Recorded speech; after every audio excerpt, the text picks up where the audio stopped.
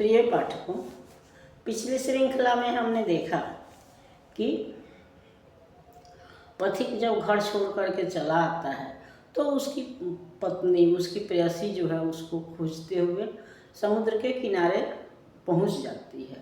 वैसे तो वो सांसारिक जीवन से निराश होकर आत्महत्या के उद्देश्य से आती है, लेकिन जब वहाँ पर पथिक दिखाई पड़ता है तो वह खुश हो जाती है। लेकिन वह यह देखती है कि यह पथिक जो है वह ध्यान मग्न प्रकृति के रूप को निहार रहा है, तो वह उसके ध्यान को भंग नहीं करती है, बल्कि उसके अपने गीतों के माध्यम से उसको जगाती है या उसके का ध्यान अपनी ओर आकर्षित करने का प्रयास करती है। और उसकी मधुर आवाज़ सुनकर के, मधुर ध्वनि को सुनकर, उसके गीतों को सुनकर पथिक आकर्षित भी होता है और वह कहता है कि तुम ऐसे अच्छे समय में आई हो, ऐसे समय में आई हो। देखो प्रकृति का रूप जो है वह कितना मनोहारी है, कितना सुंदर यह रूप है, और इसमें मुझे मन करता है कि मैं इसमें विचरण करूं। और लेकिन वह प्रकृति के अनुपम सौंदर्य का वर्णन करता है, जबकि पथिक की पत्नी जो है वह कहती है कि तुम तो आज से पहले मेरे ही रूप पर मुग्ध थे और तुम मुझको ही संसार की सर्वश्रेष्ठ रचना कहते थे। वैसे भी यह प्रकृति जो है वह हमारे अंदर जो प्रेम हिलोरे ले रहा है, या मैं सजीव तुम्हारे पास देह धारण करके अपना प्रेम लेकर के तुम्हारे सामने उपस्थित हूँ, मैं तुमको प्रेम करती हूँ, लेकिन प्रकृति तो तुमको प्रेम नहीं करती है, इसलिए मेरा प्रेम जो है वह प्रकृति से बड़ा है। इस तरह से वह उसको संसार में खींचने की कोशिश करती है, और पथिक जो है वह सांसारिक जीवन से विरक्त होना चाहता है। वह अपने तर्कों के द्वारा कहता है या प्राकृतिक सुंदरता का वर्णन करते हुए कहता है, कैसी मधुर मनोहर उज्ज्वल है यह प्रेम कहानी, जी में है अक्षरबन इसके बनू विश्व की बानी, स्थिर पवित्र आनंद प्रवाहित सदा शांत सुखकर है, आहा प्रेम का राज्य परम सुंदर अतिशय सुंदर है, सुनकर प्रेम प्रलाप देख प्रेम विमोहित काया, रमणी के विष रत्नार नेत्रों में जल आया,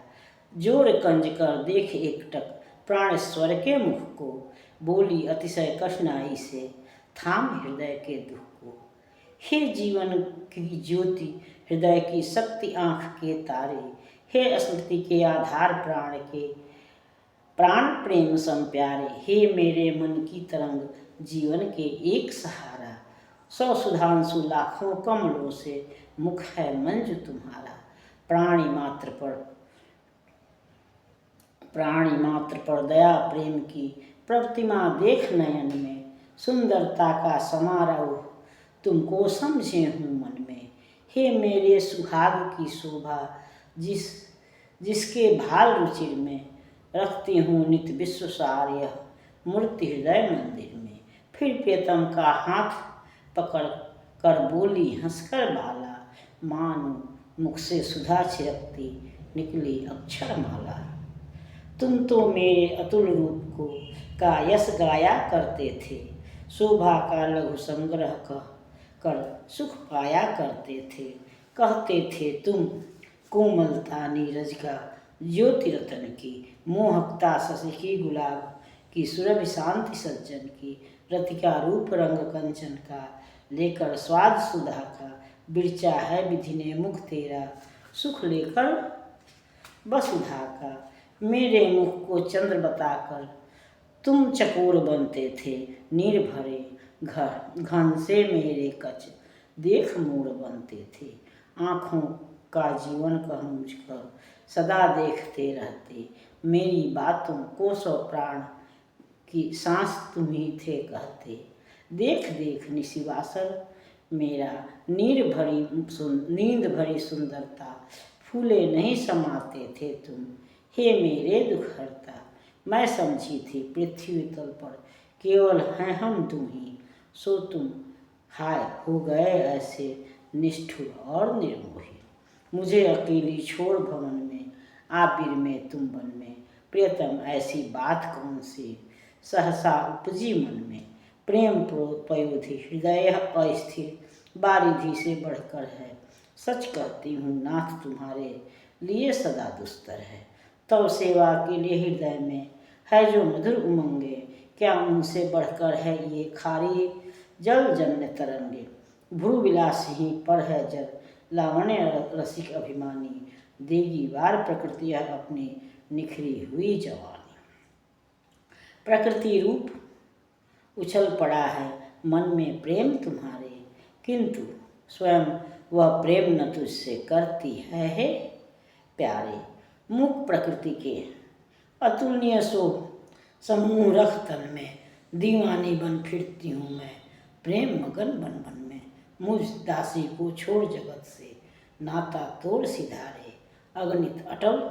प्रतिज्ञाएं क्यों भूल गई ये प्यारे। यौवन के आरंभ काल में जब अस्थिर संस्कृति में हुआ प्रभात प्रेम का पहला, उसकी मधुर स्मृति में मग्न हुआ क्षण एक पथिक फिर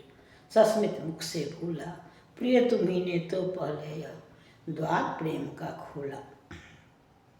हृदय खोलकर मधुर प्रेम का अद्भुत रूप दिखाया, रूप दिखा सौंदर्य उपासक तुमने मुझे बनाया। तो पथिक जब रमणी को प्राकृतिक प्रेम की तरफ खींचना चाहता है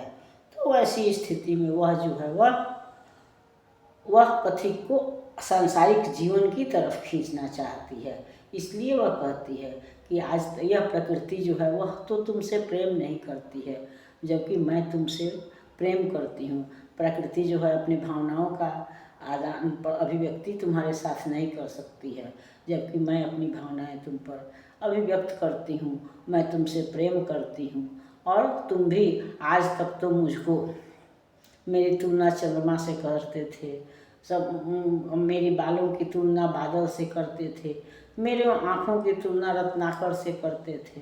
तो इस तरह से आज तक तो तुम मेरी ही प्रशंसा करते थे और कहते थे कि इस भगवान ने संसार की सारी खूबसूरती, वसुधा के सारे सुख को, वसुधा पृथ्वी को कहते हैं, तो वसुधा के सारे सुख को मिलाकर के तुम्हारी रचना की है। तुम मुझको चांद कह के स्वयं चकोर बनते थे, मेरे बालों को,